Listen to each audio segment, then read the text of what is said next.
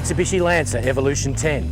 It's designed to be a rally car for the road. It's got all-wheel drive and a turbocharged engine that are designed to scramble your brain. And we've come to Japan to test it. But the thing is, I think I'm going to be disappointed.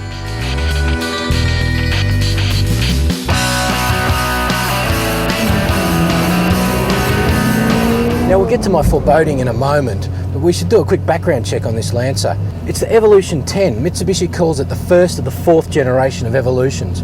They've all been based on a Lancer. This one's based on an all-new Lancer platform, which is shared with the Outlander and other vehicles in the Mitsubishi range.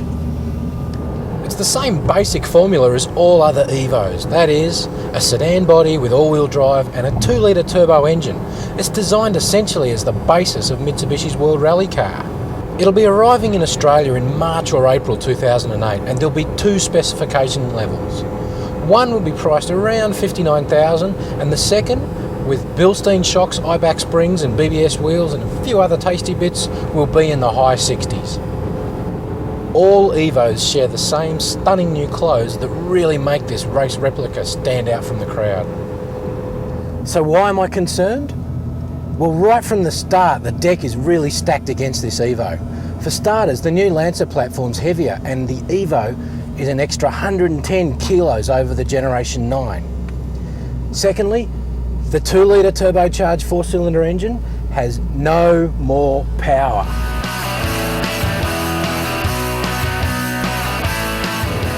Now Mitsubishi were very tight-lipped about engine performance leading up to the Evo 10's reveal. Speculation ran wild. There were rumours Mitsubishi would shatter Japan's 206 kilowatt gentleman's agreement. And guess what? They were wrong.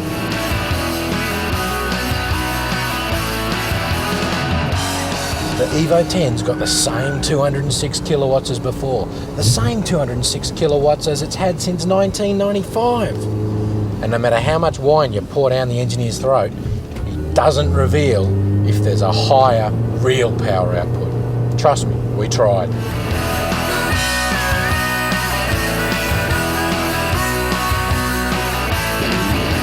Sure, it's got an extra 20 Newton meters, but you're talking 3 or 4%. What could be even more damaging is that where the old one had a 6-speed manual, this one's only got 5.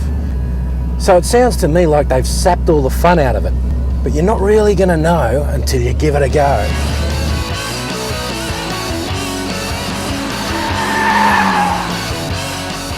But it's not like anyone can have a go on the road in a car like this and take the electronics to the limits. But we've come to Mitsubishi's test track to do exactly that.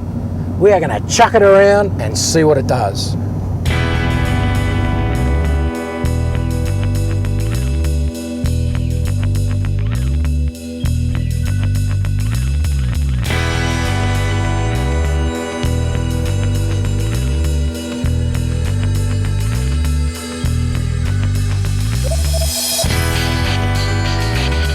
Now we had 3 cars at our disposal. There was a standard one with a 5-speed manual transmission, another red one was running the optional suspension pack, and a third, the blue one, had Mitsubishi's TC SST clutchless automatic transmission.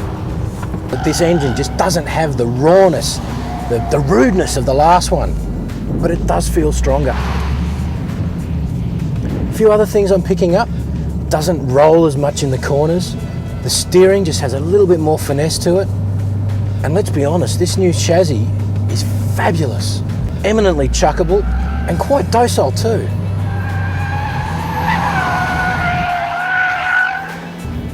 Mitsubishi's put some trick electronics in this car. They've added automatic stability control to the plethora of electronic aids that the last one had. What that basically means is that it's got the electronics to suit normal driving and to suit sporty driving. And as for the TC SST gearbox, it stands for Twin Clutch Sports Shift Transmission. What a mouthful, but it's basically like the Borg-Warner DSG gearbox that Audi and Volkswagen have. It separates the odd gears and even gears onto separate clutches to reduce the gear change time to the blink of a butterfly's eye flash.